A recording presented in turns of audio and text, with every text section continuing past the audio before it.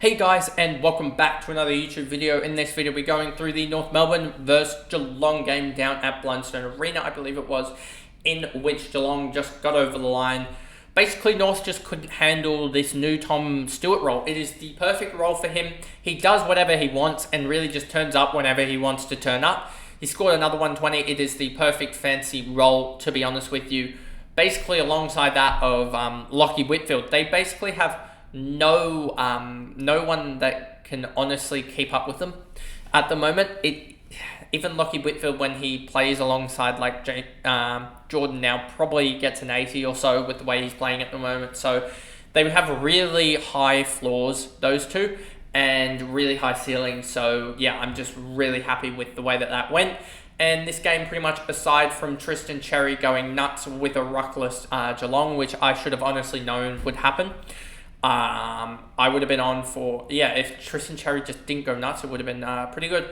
Tom Powell is also an interesting one to chuck in the mix for a potential trade in for fantasy, to be honest with you. If he has this halfback role that we've seen this week, we'll see how that works out with McKercher and Fisher back next week, you would expect, who could I guess ruffle some feathers, as well as Simpkin there. So there are a couple of North boys that I'm interested in to see how that'll work out.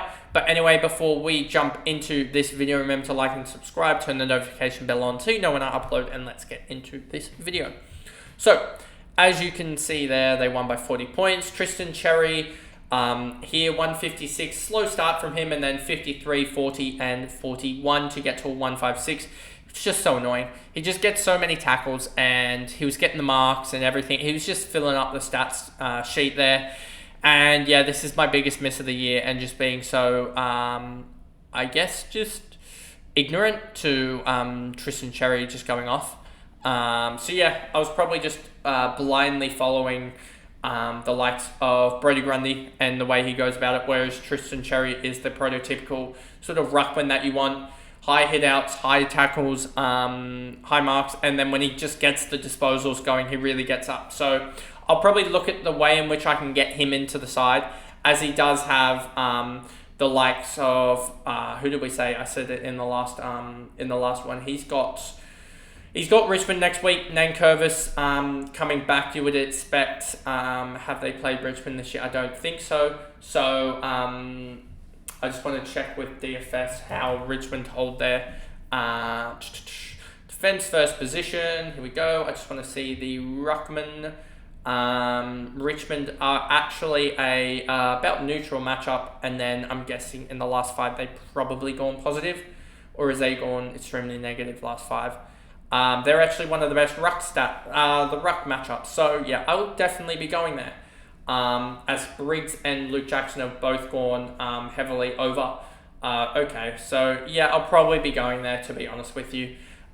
Getting Luke Jackson, getting Tristan Cherry in for the likes of Brodie Grundy, or honestly in for the likes of Tim English potentially. So yeah, I'll just be trying to jump and get in there, as he still has a really kind matchup, and Brodie Grundy probably has an easier matchup anyway. So yeah, I'll probably go against Tim English, honestly. Could go against Brodie Grundy. We'll see who scores better, honestly, next week, and who has the better run-in. I think it is that Sydney have the better run-in, but we'll check that. I definitely have to get in Tristan Cherry. Let me just, if I can grab this up for a second here, ruck matchups.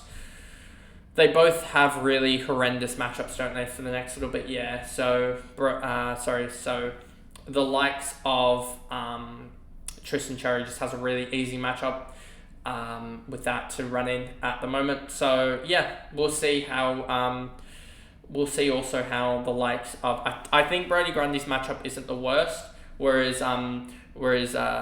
Tim English now has a horrendous run. It's just flipped on its head so quickly. So yeah, if Tim English doesn't turn out, then I'll probably be switching to Tristan Cherry.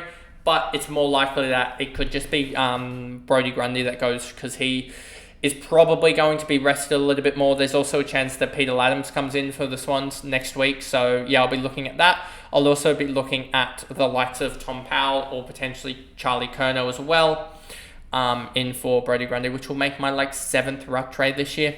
Tom Powell, he did amazing 122, but was in that half-back role, so I don't really know. I think it was a half-back role. I need to double-check that, but yeah, I don't think he really had a chance in that role again if he was in the half-back role, given that McKercher will be back and probably playing a similar role. Let me just double-check how many CBAs was the likes of Tom Powell at. He was at... he had 3 kick-ins, 0 CBAs, so that probably proves it. Sheasel, 118, he was pretty good, especially that third quarter. Huge Supercoach score, but really good fantasy score as well, but I decided to take it on. That VC, and it worked.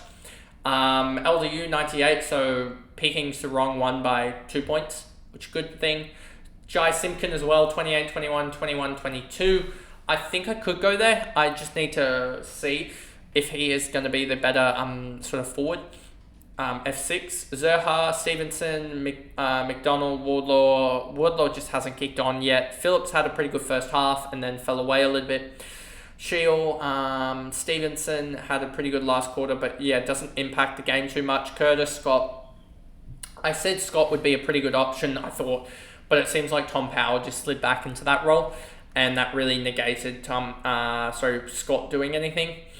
Lowe, Tucker, Larky, Core, Dersma, Comben, Hansen. I mean, he beat, did he? No, he didn't even beat Closey. So, yeah, I should have just gone Closey in the end, to be honest with you. Hansen scored 24, isn't going to make much cash, and Closey could get a full game and make a lot of cash.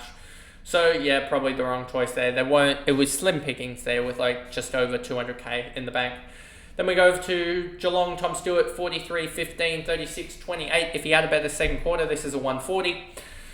Bose, 17, 8, 43, 32. Good game from him, but not going to be fantasy relevant, I don't think, for the remainder. Jeremy Cameron, 661k. You could almost go Jeremy Cameron as well. You could go, honestly, you could go Curnow and Cameron and just try and play off their fixtures. But Cameron did go 33 last game out, so will be interesting to see who do they have in the run-in. They've got Adelaide, Fremantle, St Kilda and Eagles. Whereas Carlton have... Where are Carlton? Do I have any Carlton players? Do I not have any Carlton players? Am I starting 11? Okay. Walsh. They've got a pretty... Yeah, so you could target that West Coast matchup, honestly, and also Collingwood. So we'll see. There is a chance that I go both of those guys, but we'll see about that. But I think it will just be probably one upgrade and one and getting Tristan Cherry in. Zerha, Stevenson, McDonald, yeah, we went through all those guys and see how focused I am. Myers, 98, he could also be one to look at, potentially in the forward line as well. He's going pretty well, but then has stinkers as well. So it's who do you go for? This forward line is just such a mess at this F6 position. Cameron, Myers, Holmes, Dempsey, he went 88 as well, so he's in that mix as well for that forward line. There is a solid 8 guys in this forward line mix that we don't know who gets that better F6 run. Blickarves, Henry, but I can tell you it's probably not going to be Jackson. Humphreys, close, Stengel, Buse, Henry, Manor as well, only a 63. He really didn't get going in the first quarter, and then he scored 58 in the last 3. He just needs to get going, I guess. He kicked 2 goals in the end, just didn't get the tackles up.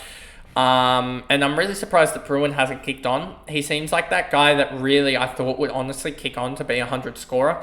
But he seems like that guy that's just going to average 80 this year. Colin Jasney, Dangerfield, Closey came on last quarter, scored a 34. Absolutely huge, especially the last sort of 5 minutes.